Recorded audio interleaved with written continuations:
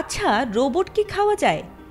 এমন প্রশ্ন নিশ্চয়ই বেশ শিশুসুলভ এবং হাস্যকর বটে, কারণ রোবট তো আর খাওয়ার জিনিস না, আর এর সঙ্গে বোধহয় খেতে পারার বিষয়টিও অসামঞ্জস্য। তবে বিচিত্র হলেও সত্য যে ইতোপূর্বে বিভিন্ন জরিপে কেবল শিশুরাই নয় বরং প্রাপ্তবয়স্কদের অনেকেই রোবট খাওয়ার আগ্রহ দেখিয়েছিলেন, আর সেটিকে অনেকে মজার দৃষ্টিতে দেখলেও এবার বোধহয় একটু নড়ে চড়ে বসতে হবে, কারণ এমন অদ্ভুত কাণ্ডই এখন বাস্তবে রূপ নিয়েছে। সুইজারল্যান্ডের বিজ্ঞানীরা এবার বিশ্বের প্রথম সম্পূর্ণরূপে ভক্ষণযোগ্য কোমল রোবট তৈরি করেছেন। এমনকি এই রোবটের ব্যাটারি এবং সক্রিয় অংশ খেয়ে ফেলা যাবে, আর এটিকে সুস্বাদু করতে বিভিন্ন ফ্লেভারও যুক্ত হয়েছে বলেও জানা গেছে।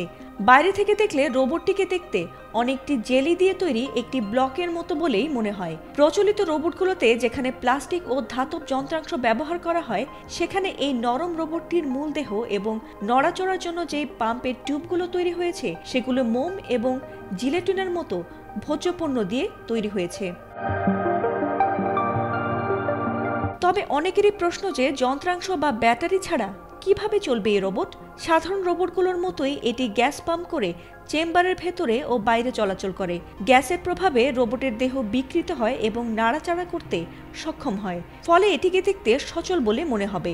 এরই মধ্যে মানুষজন এই রোবটটির স্বাদ নিতে শুরু করেছে। এটি পশুদের ওপর পরীক্ষার জন্য নির্মিত হলেও বর্তমানে মানুষদের ওপরও ফলের স্বাদের তৈরি এই রোবটের পরীক্ষা চলছে বলে জানা গেছে।